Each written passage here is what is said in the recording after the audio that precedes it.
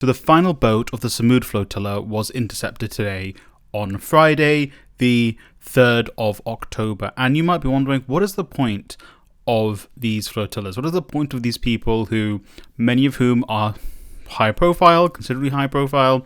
What is the point of these people going on these boats trying to get into Palestine, into Gaza to give people food?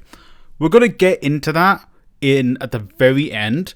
Actually, we're going to be talking about it throughout this video anyway, but at the very end, I'm going to show you a prime example of why it's important.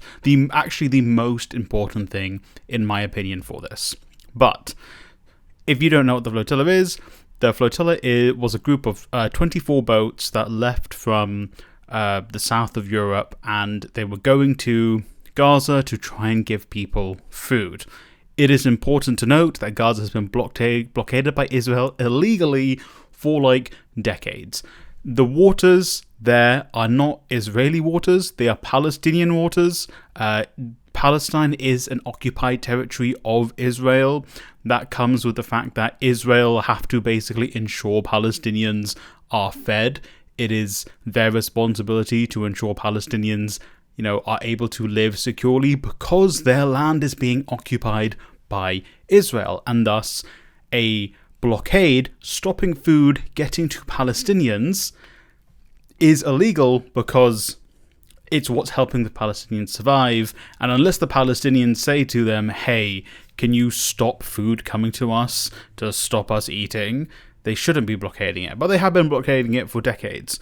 And every attempt of trying to get food to Palestine this way, because Israel regularly starves the people, particularly in Gaza, has basically failed, failed in the sense that they haven't landed and given all the food to the Palestinians. So there was a lot of people on this one. There was 42 boats, and the final one, we'll look into it later. This is we'll look at the actual boat after this, but the final one was intercepted. So there were over 500 parliamentarians, lawyers, activists, including Greta Thunberg, who was kind of the highest profile one basically there. But there were other very high profile people as well. Footage from Thursday night showed the final boat of the flotilla crewed by 6 people, including 3 Turkish citizens, a German and an Omani. Speaking via video call with flotilla organisers, the Australian captain of Marionette said, "We have a bunch of very tough Turks on board. We've got a lady from Oman and myself, and we're just going to continue in that direction." They got very close, actually. We'll actually look at it. It is probably because of the delay that it managed to surprise the Israelis, because this one was quite far behind the others. The boat was intercepted in the early hours of Friday morning. Estimated it was 42.5 nautical miles from Gaza, which is very close. First time since Israel imposed a blockade in 2009 that an unauthorized humanitarian mission came closer than 70 nautical miles, because they get pretty close. In 2010, 10 Turkish activists were killed by Israeli commandos. So there was always the risk of these people being murdered. I mean, the last time it seemed like they dropped a white phosphorus on these people and were shooting people. And then I think you can see now, yesterday when we saw most of the boats being intercepted, we saw huge protests across the world. It is important to note that Spain and Italy both sent destroyers with the flotilla because the Israelis were clearly trying to bomb the flotillas earlier. And so because there were Italians and Spaniards in the flotilla, they sent destroyers. They got, I think, around 200 nautical miles away from Gaza, and then the 2 destroyers left. Well, I think the Italians stayed for like half a day longer than the Spanish. And with that, in Italy, we saw massive protests. Basically, there's a general strike going on, and at the very least, dock workers are like, we are not going back to work until you get the people on that flotilla out and you actually get food into Gaza. We saw massive protests in London. We saw huge protests in even Berlin, a place where, obviously Germany loves helping genocide. It's kind of Germany's thing. Massive protests in Berlin, which turned violent against the people from the police. We saw the same things happening in places like Brazil as well, because there are some Brazilians on board, Spain.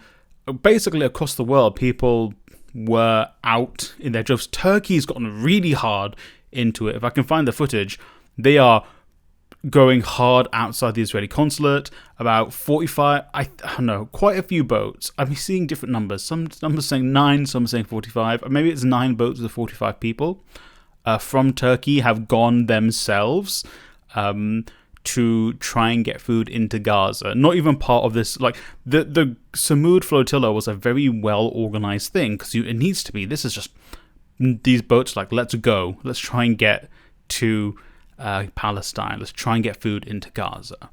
And yeah, this could be a extremely significant spark, because as the people are rising and rising, and these things keep happening, these flotillas keep going, they keep being stopped. That's one thing. Seeing these flotillas going, seeing them getting so close, seeing the people being brutalized, Greta Thunberg, Chris Smalls, Nelson Mandela's grandson, these people are being held captive by the Israelis right now. You've got Ben Gvir marching around being like, yeah, I've put them in my prison. Ben Gvir, convicted terrorist in Israel, by the way. So that's one of the big things. It is inspiring people around the world. It is inspiring people to get out on the streets to fight. They're seeing these people doing these things. Adventurism has its place. People are doing these things that aren't, common tactics. They're like direct action that's out there. They're adventurizing. I don't think that's a word. But it's inspiring people to get involved in the other ways, the organizing, the protesting at home, the fighting back, the boycotts. I mean, talking about boycotts, slightly unrelated, but because Crunchyroll is supposedly swapping over to a Israeli-owned subtitling company, people have been unsubscribing from Crunchyroll en masse. I'm glad I unsubscribed a while ago, because it's just a shit company. But these are the things that are important. Let's look at the actual flotilla website itself and look a little bit more detail, and then we'll get into my main point, or actually my final point, which is kind of a main point. So this was the flotilla tracker. You can see it departed from Barcelona. Obviously, it made some stops along the way. Some of the boats were intercepted early on or couldn't continue, but they're labeled, they're labeled sort of as intercepted. Oh God, what's going on here? So some of the boats were intercepted quite early. Actually just one in Tunis couldn't keep going. And then I think there were some bombings somewhere here in the Mediterranean. And then Spain and I think around here. Then Spain and Italy sent their destroyers. And then it was kind of smoother sailing until we got here about 200 nautical miles out, where the Israelis came out and started intercepting as many of the boats as possible. This boat got into Palestinian waters. This area here, which isn't grey, just this. Actually, it's more of a blue. These are grey. This is blue. Okay, the blue areas, international waters.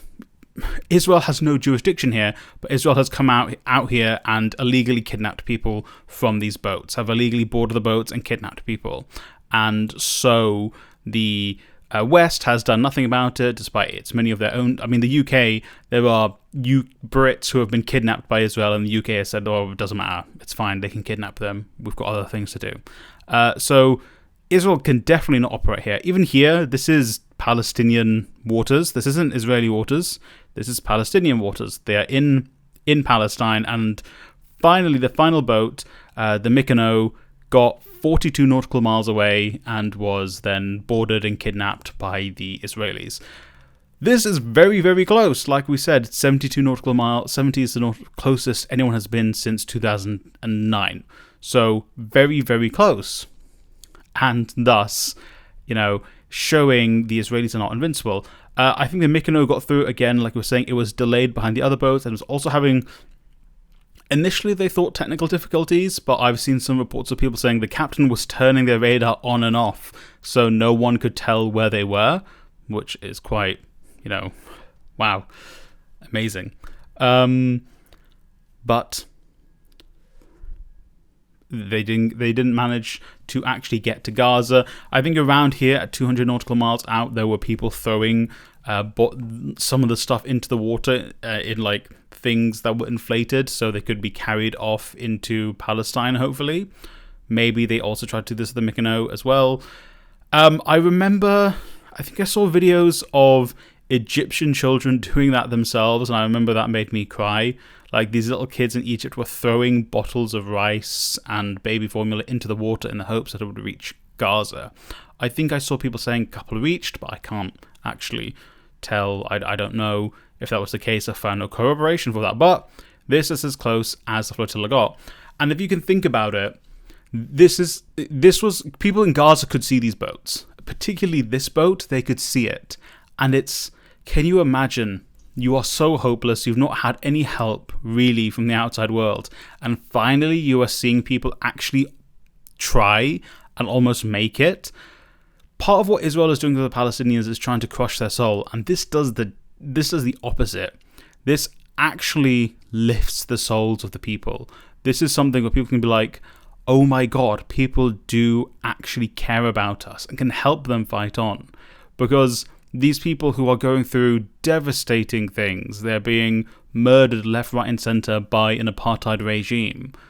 But to see some people try and come to their rescue, how even in their darkest times that could help them. That could be something that's positive, at least for them mentally.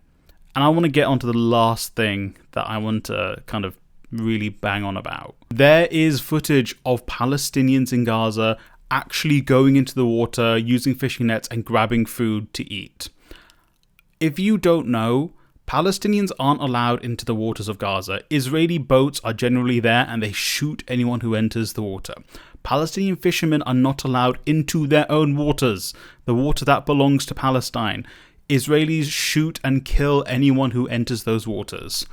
And this photo is because all the ships were distracted by the flotilla. They all went off to intercept the flotillas. Palestinians were like, oh shit, okay, someone, I don't know who here, was like, let's go get a net and go and get some food. And they got fish, they got food. And these are people who don't have any food. They are surviving off scraps. They're surviving off a bag of flour between a family for a week. They're eating animal feed, they are eating grass, they're eating anything they can get their hands on. And to be able to go and get fish, something they haven't been able to do since the blockade in 2009 and probably before that as well, the elation it must give them. So this did something. You know, maybe none of the food that they were going to bring will reach the Palestinians. Maybe none of the supplies that they threw in the inflatable bottles and things to try and get there will reach the Palestinians. But this gave them the opportunity to go and get food and fish. This fish isn't going to feed everyone starving there, obviously. It's going to feed maybe a small group of people, or, you know, a relatively small group of people compared to the entire population of Gaza. But it's given them something, and that's what we need to do. We need to put, you know, ultimately, liberation will come from the people themselves. Wherever you are. Obviously, this depends on your beliefs. You know, if you believe in the whole globe needs to unite in the revolution, or it's individual revolutions, and eventually we all come together for a global revolution. It depends on your perspective on those things. That's a different thing we're not talking about. But ultimately, the Palestinians will be the ones to liberate themselves. And our role, just like we did for apartheid South Africa, is to help create the conditions to allow them to achieve liberation. You know, whether it be through economically forcing it to be untenable for Israel to operate, whether it be even doing things like this adventurism, you know, going out there trying to get food to Palestinians, it being intercepted, and this creating the conditions for them to be able to go and fish, to go and get some food from somewhere. You know, whether it be what the president of Colombia was calling for. I'm not going to talk about it because YouTube will take this video down. All of those things, anything we can do that is like a marginal gain can help the Palestinians. I am a big believer in the 1% rule, the thing that British Cycling did, where they were like, if we can improve things by 1% each time, gradually those 1% pile up and we start winning everything. And that's when like Bradley Wiggins and all them stuff started winning. I'm pretty sure one of them was doping, or maybe that was someone else before them. But the 1% of things we can keep doing, those marginal improvements, those marginal things we can do, help. Even if you think you are this tiny, if we get 1 billion of this tiny, do you know how big that is? It's 1 billion of this tiny combined into a big thing. So do what you can. If you want to do something for oppressed peoples, whatever you believe in, whatever specific thing is close to your heart, whatever thing you want to fight for, do not ever think what you're doing is too small. You know, do it. Try it. It will never hurt to do something to help people.